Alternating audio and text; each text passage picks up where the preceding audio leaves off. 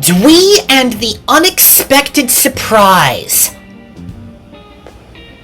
It was late in the evening on the island of New Florida, and Amtrak's Lakeshore Limited was connecting to each other in Rensselaer, New Florida instead of Rensselaer, New York.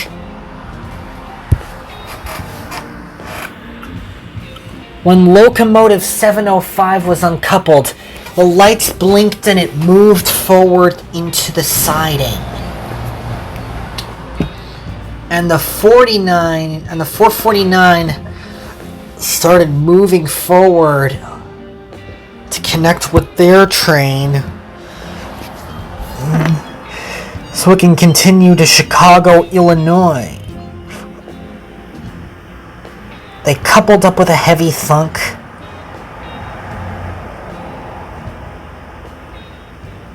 And set off for Illinois.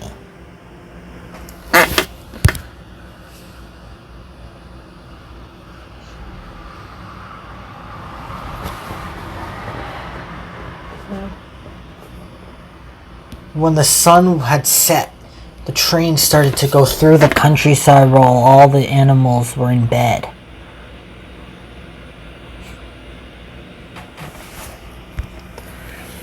It clattered through the night with its passengers by being really useful.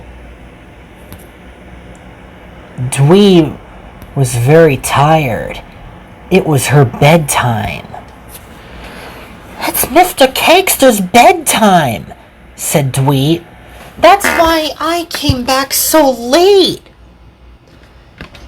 "I'm sure he's in bed now," Sasha said. Then all the engines went to sleep. They were all happily asleep. Except Sasha. She was having a bad dream. She dreamt of a flying train.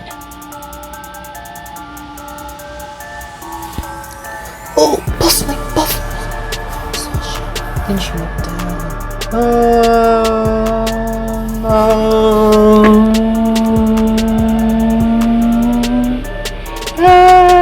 Screamed Sasha.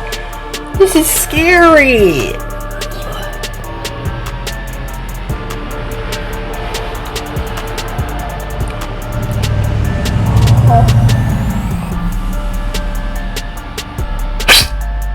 "Oh!" wailed Sasha, and all the engines woke up.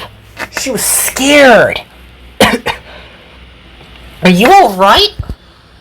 asked Alexia. "Of course I'm alright," said Sasha. "I'm a little scared." But then she went back to sleep. "I'm glad you're okay," said Alexia. The dawn began to break. And while the dawn began to break, the Flying Scotsman and his brother Gordon were taking passengers to Oakwood.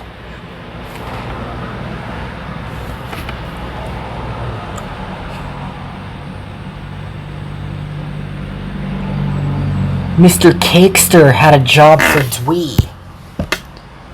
"A goods train has to be delivered to Jacksonville today," he said. "Can you do it for me?" "Of course, sir," Dwee said. "I will." And she steamed out of the yard. She buffered up to the freight cars and set off for her load. Inspected her engine.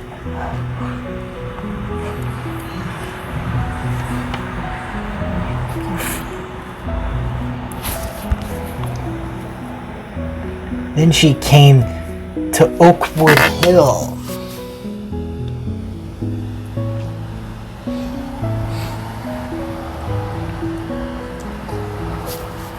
Sam in Oakwood.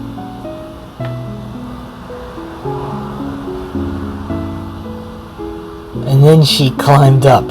"I'll make it over this hill before I know it, 'cause there's no dinnerless night."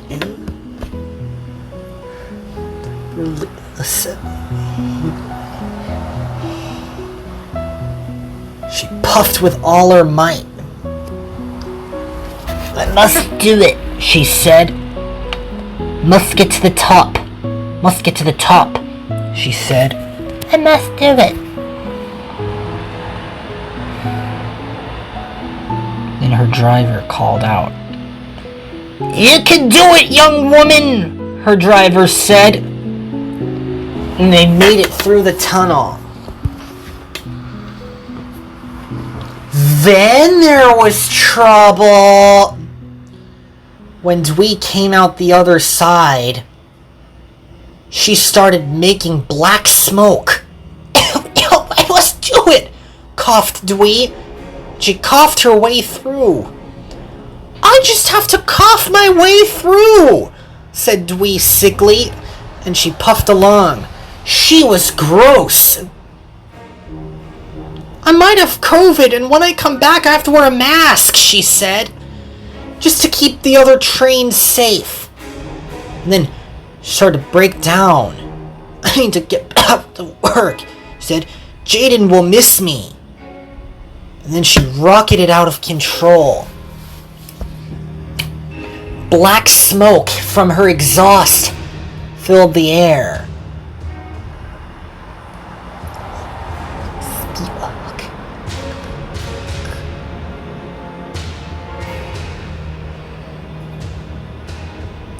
Lauren was parked at a signal for a freight train to pass, and then Dwee's driver slammed her brakes on. But it was too late.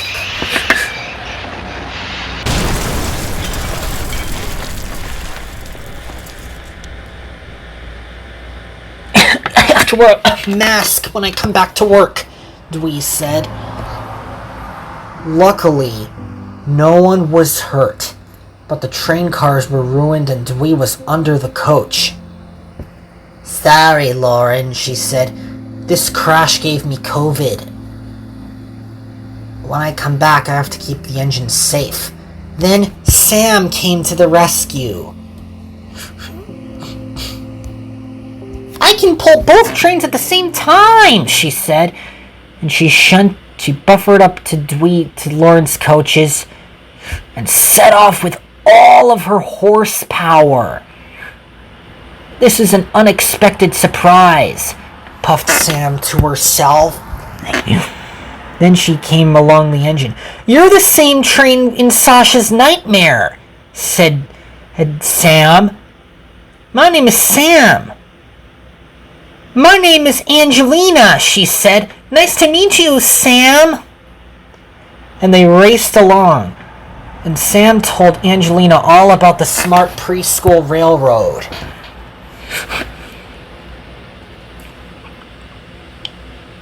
Before they won the race.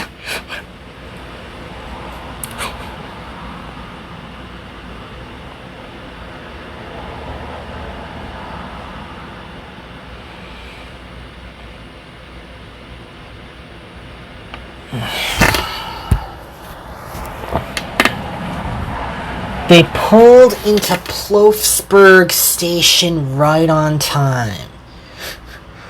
Oakwood.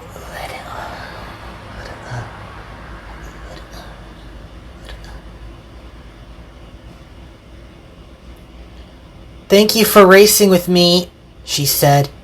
A few days later, Dwee came back to work without a mask, and she wasn't sick and she didn't have COVID, not once.